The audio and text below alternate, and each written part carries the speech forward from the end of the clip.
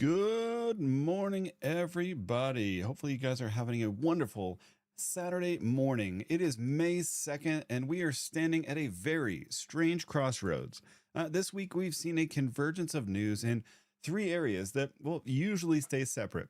So, federal law, federal funding, and the sun itself. So, individually, these stories are interesting, but together, they tell a story about why self reliance is no longer a hobby, it is a necessity. So, we've got satellites encroaching on our ham bands. We've got FEMA hitting a funding danger zone right before hurricane season, and the sun throwing X class flares at us again. If you saw last week, it happened last week too, and it's still happening this week. If you've been waiting for a reason to test your backup comms, rotate your pantry, get stuff prepped, well, this week just gave you three. So before we dive in, drop in the city in your comments. Let us know where you're listening and watching from today. Bless you. Jack, our son, is over here sitting, watching. So, first one that we're going to talk about today is the spectrum. So, if you guys watch a lot of the recent content we've had on here, we're trying to focus a lot on, a lot on some ham stuff, right? Because that's a huge way that we can prepare and be ready for emergencies, for disaster scenarios, all sorts of things. So I wanted to talk about the FCC. As you can see here on April 21st, so just over a week ago, the FCC granted AST Space Mobile limited authority to use our 70 centimeter secondary amateur band, so 430 to 440 megahertz, right in the UHF band. Shh. Right in the UHF band where we normally talk, like airplanes talk and hams talk, that kind of stuff. And they say it's for emergency telemetry for their massive satellite constellation. But here's the kicker. While they say this is for outside of the use outside of the US, the ARRL, which is where this website is from, and the IARU are sounding the alarm. And you may ask, well, why? It's pretty simple. The radio waves don't care about borders. So I want to talk to you about Space Mobile real quick. We use Starlink. This is streaming over Starlink, right? I love it. It's a great platform. But see if this loads up. It might not load up right now. Nope, it's not going to. AST Space Mobile is similar to that of the like Starlink, but it's more legacy. There's not as many satellites. It's not as defined, everything. So it's going to get bigger. It's just not that big yet. So I don't think it's made a huge impact on things quite yet. Now, some gotchas with this and some things that may actually help it, right? Is that this is limited to periods of 24 hours, right? So they're saying these are for emergency events limited to 24 hours, right? And then on April 29th, the AIARU, or International Amateur Radio Union, basically said that they expressed concerns about this, right? And they stated that the other frequency bands allocated for satellite should have been used instead of this amateur band, right? I mean, it makes complete sense. It's so frustrating that the government is overreaching and stepping into bands that amateurs use for things that they could be used elsewhere. And it's really, I'm sure it comes down to money, really, it's unfortunate. But so why does this matter to you, to me, to preppers, to being ready for emergencies, that kind of thing? Well, we often treat the 70 centimeter band as like a reliable line of sight backup, right? It's where 99% of DMR hotspots live. It's where many local emergency repeaters operate, like our fire stations and police. And when commercial giants start using amateur spectrum for emergency satellite control, we lose the exclusivity and quiet floor we need for low power emergency work. Because I don't know about you, but I can't afford to put in a 2,000 watt amateur station in my backyard so I can talk. The police can. The amateur or the space mobile people can. We can't. And so they're taking away and slowly eroding a lot of these things that we have and things that we use to learn, to grow, and use as a hobby. And if we can't defend the spectrum, we can't guarantee that we will have a link and be able to use any of this. So let's talk about things that we can monitor. And it talks about on this article one of them, and that's there's these five frequencies. And it's 430, let's see if I can zoom in here. 430.5, 432.3, 434.1, 435.9, and 439.5 megahertz. Put those into your scanners and listen to for digital noise or pings that don't belong, and that's probably going to be your interference, right? That you're getting from these emergency, things. You're also going to report interference. If you hear non-amateur traffic on these frequencies, don't just complain. Log it and send it to the ARRL Regulatory Information Manager. And number 3 is harden your comms, right? That's what this really means to us, is we need to start testing our ability to move our local comms to the 2-meter band, which is VHF, as a primary, and keeping 70 centimeter as a secondary, just in case there are issues and the noise floor does rise. I tell you, it is frustrating when government overreach just takes over a lot of the amateur stuff, and that's a trend I'm sure we're going to see in general as things start progressing more in this government and the way things are looking, right? So let's talk about FEMA's immediate needs as a next statement. But before that, wanted to give you a little ground news we use quite a bit here, and it's a great resource. These articles were not, but we use it every day to research. They are a sponsor of the show, so wanted to let you hear about them for just a quick minute. The news is divided. Ground news puts it back together, so you can see how many sources are reporting on any breaking story, where they fall on the political spectrum, how reliable they are, and who owns them. Compare headlines and read full articles to see which details are prioritized, exaggerated, or left out entirely. Because the more we understand the media, the more we'll understand each other. Visit ground.news to learn more. All right, so we are super thankful for Ground News and their sponsorship. If you guys are looking for getting a subscription, please check the link in the description or comments to see that in the future. So let's talk about our second big news story here today, and that's around FEMA, right? I know we all trust FEMA with our lives. And we have since, the various major hurricanes, but let's talk about what's going on here in terms of funding issues. So as of April 29th, FEMA has officially triggered an immediate needs funding, which this is a big deal because of the current budget lapse in DC. The disaster relief fund has dropped below $3 billion. Now, this means FEMA is now pausing all non-critical recovery projects, like think rebuilding bridges or long-term housing, and just to ensure they have enough cash for life-saving activities when the next storm hits. And that's when the next storm hits. So our angle here is really tomorrow is the start of National Hurricane Preparedness Week. So the government tells you to be ready for 3 days at a time. So let's look at the math. With the federal budget stretched, this thin before the first named storm of 2026, you cannot count on a fast federal response. If a major event hits, the government is going to be in triage mode for weeks and not days. So things that you can do here and action items for the prepper side of things. So we're moving the goalposts. We don't prep for a 3-day outage. That is a basic starting point, but it is only a starting point and not what you should aim for. Aim for a 10-day self-sufficiency window. This means 10 days of water, off-grid power, and at least 10 days of shelf-stable food. But we should really aim for more. Next, we should also verify our logistics. So if we do rely on local government services, realize that they might be waiting on federal funds that are currently paused. So check your town council's emergency budget status if you can and see what that means for their response time. You can also check your local comm nets. And so this is time to verify that your local ARES or racist nets are up and running. If you're not familiar with those guys, let me bring up what they are. They're actually really awesome. So ARES, nope, that is not what I was looking for. Type ARES radio, how about that? There we go. ARES is the Amateur Radio Emergency Service. So this is a great. So let's look at the fact sheet here and pull this up. So what they're part of the ARRL, right? Which if you're a ham, you should be a part of that just because they're great for the community. But they are skilled in applying a wide range of effective emergency disaster comms and they are committed to supporting our partners' missions when they serve the public. So they do like literally a bunch of different things. So they can set up comm networks. They can help governments talk to each other, different agencies like FEMA, to different things all over. They are super helpful. And so you can be part of Aries.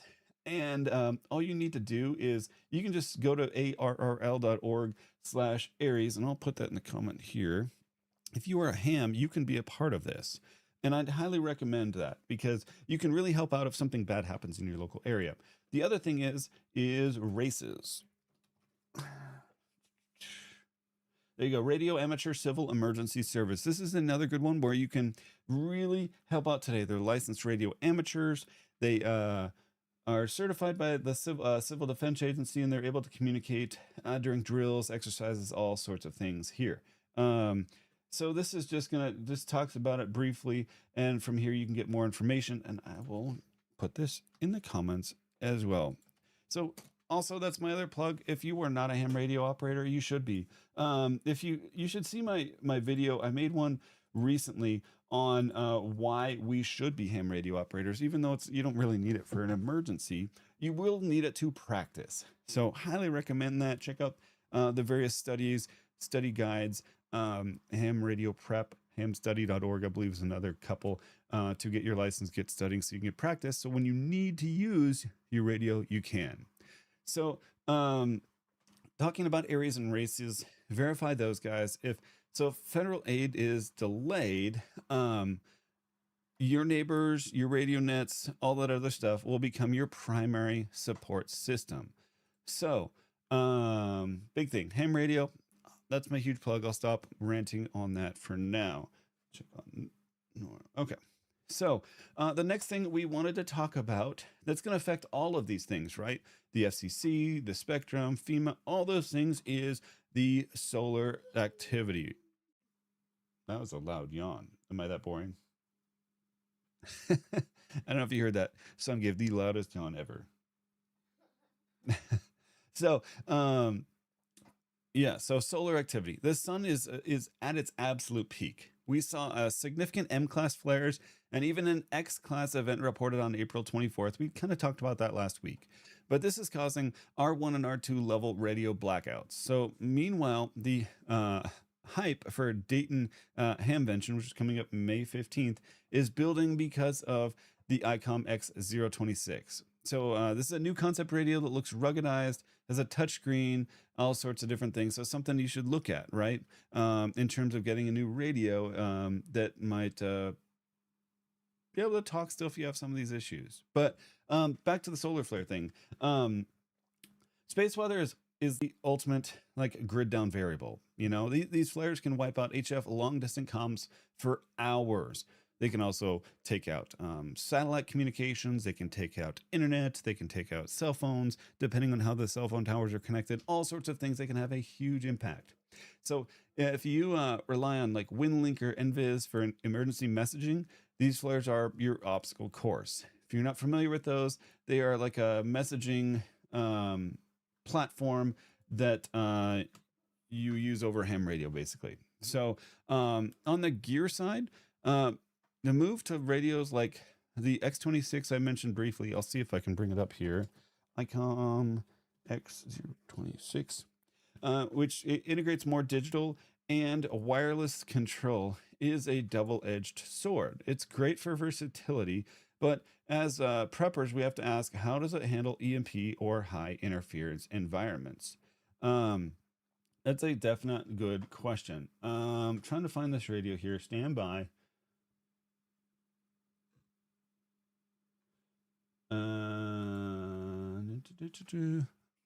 This is a different radio. So if you guys are used to like the ICOM like bricks, that's not what this is. Okay, here's a good picture.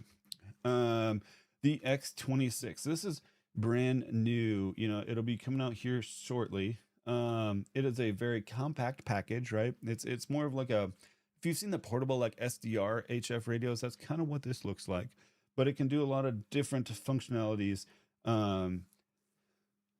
So the big thing, right, is that this is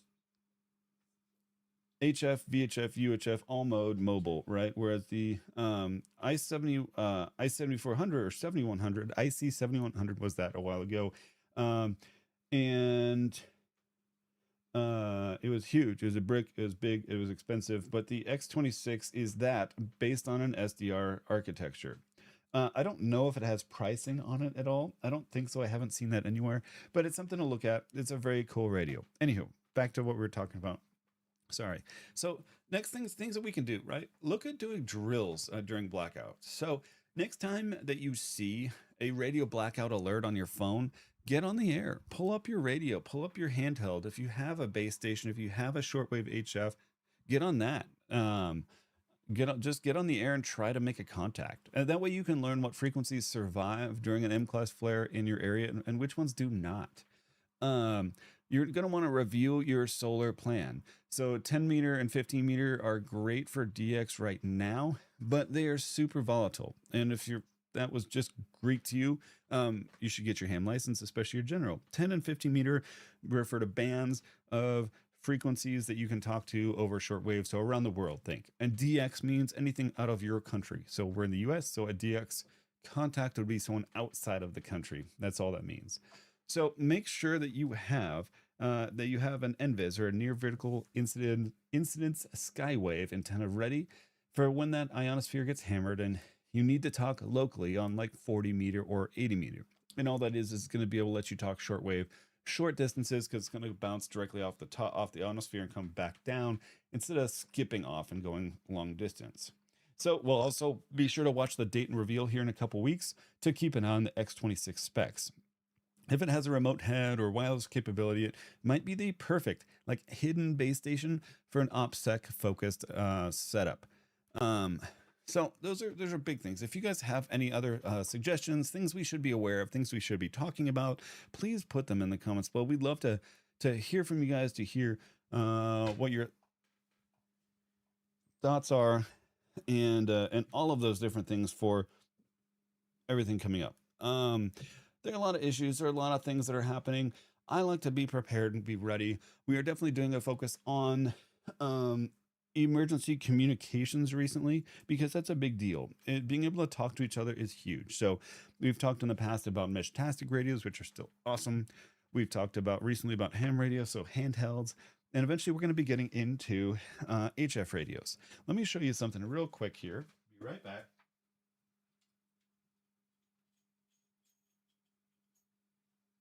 I'm coming. Okay.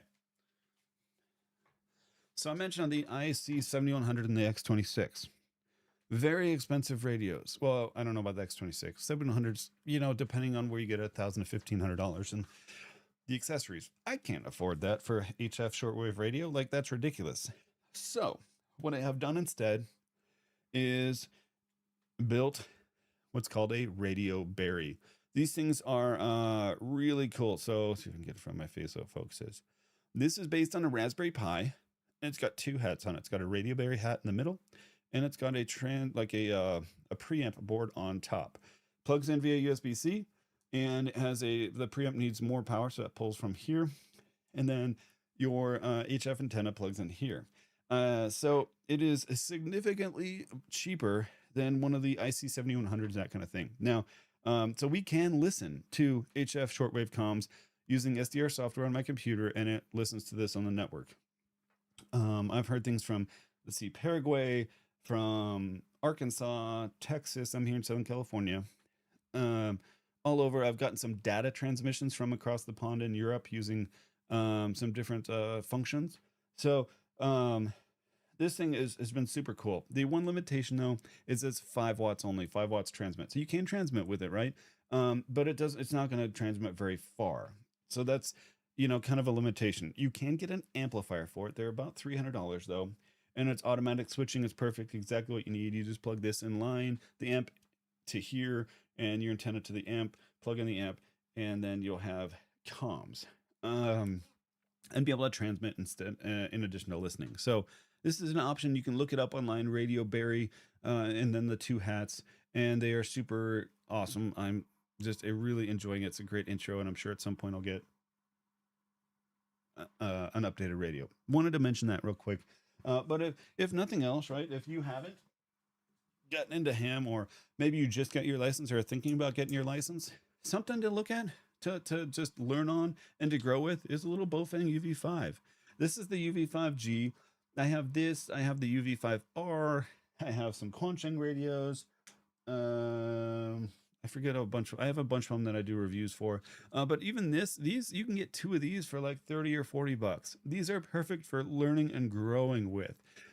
We can give, since we have like a few of these, when we're camping, we just hand one of these to the kids, program it to a GMRS frequency, so we're legal, and we can talk to each other, up to that 5 watts that you need. And so it's a lot more power than the FRS radios. You can talk more, it's clearer, and it's a lot of fun. You can program these with your phone and learn and grow in the ham radio service, and eventually get to more. But if you're looking to do things like races or areas, this is something you want to start with, and you can move on to a bigger like handheld or base station. So excuse me. So it's been a week. It's been an interesting week for sure, with the FCC, with the FEMA stuff, with the solar activity. It has been interesting. Talk about King Charles visiting. So all of that. So it's been a week. The common thread here, though, through all of it, is individual responsibility. It's whether it's like monitoring your own frequencies, or funding your own 10-a-day pantry, mastering your own radio gear, any of those things, you're the first responder. So if this deep dive helped you, make sure to hit the thanks button, or the thumbs up button rather, and you can join us as a member. Join us in the comments, and as we talk about more equipment, especially as hurricane season starts coming up. So we are super thankful for you guys joining us. Make sure to subscribe on YouTube if you haven't. If you're on Facebook, thank you very much for watching. We're just got back and fixed that, and on other platforms. So thank you guys very much. We truly appreciate it for joining us on the SITREP for May 2nd. We'll see you guys next week in 73, and stay ready.